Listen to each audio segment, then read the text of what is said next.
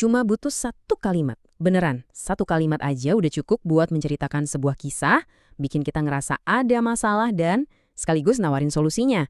Nah, kali ini kita bakal bedah tuntas sebuah pesan iklan yang jenius banget.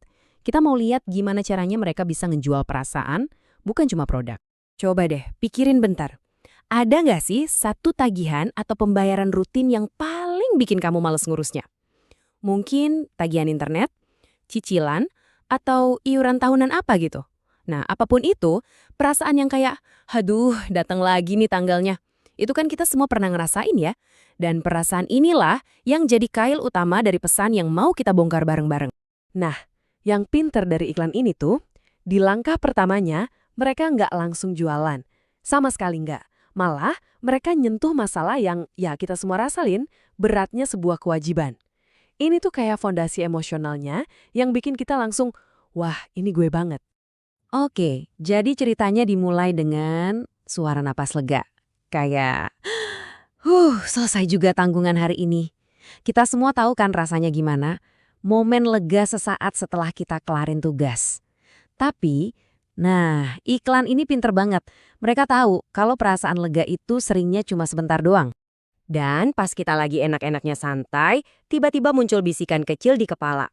Tapi habis ini apa lagi ya? Nah ini nih, kecemasan yang nusuk banget.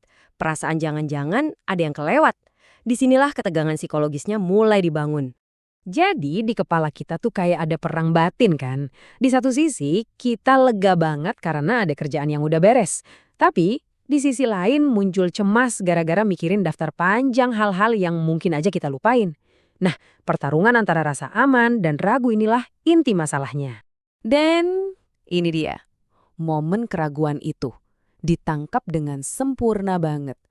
Ini tuh kayak tombol pemicu emosional yang bikin kita semua tanpa sadar langsung ngangguk setuju.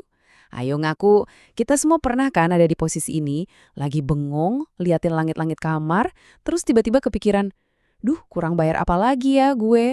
Oke, jadi setelah masalah umumnya dapat, ceritanya mulai ngerucut nih. Fokusnya dipersempit. Dari rasa cemas yang tadi sifatnya umum, sekarang kita dikenalin sama penjahat utamanya di cerita kecil ini. Coba deh perhatiin, gimana mereka ngebangun tegangannya di sini. Iklannya tuh belum ngasih tahu kita masalahnya apa, tapi udah bikin kita penasaran. Mereka ngomongin soal sakit kepala tahunan yang kayaknya kita semua udah familiar, bahkan sebelum disebutin itu apa. Dan lihat deh pilihan katanya. Pusing.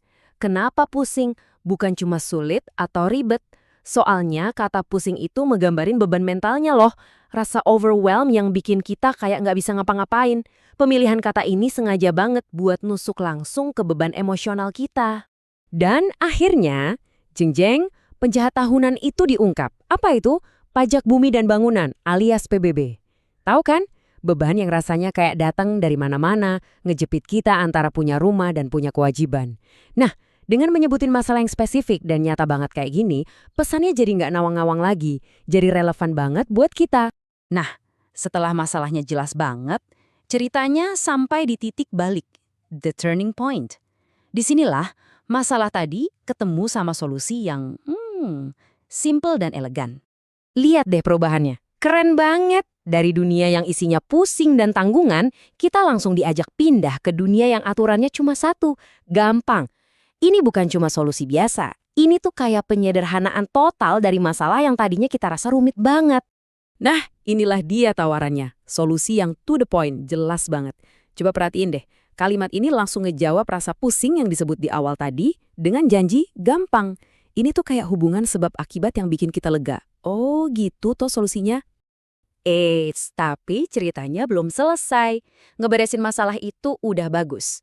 Tapi, biar jadi pesan yang benar-benar ngena, harus ada sesuatu yang lebih.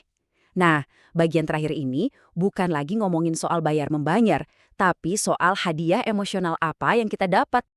Dan ini dia, final blow-nya, kalimat pamungkas yang mengubah segalanya. Karena Postpay emang paling ngerti kamu. Wih, seketika produk ini bukan lagi cuma aplikasi atau alat bayar.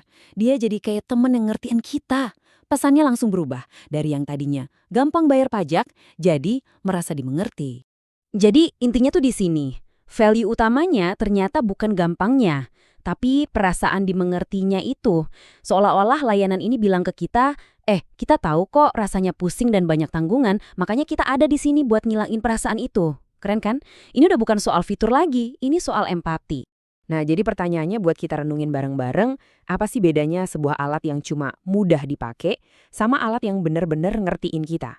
Di hidup kita yang udah penuh banget sama aplikasi dan layanan, mungkin yang sebenarnya kita cari itu bukan cuma kemudahan ya, tapi perasaan dimengerti itu tadi. Dan pesan singkat ini ngebuktiin satu hal, ngejual perasaan itu strategi yang paling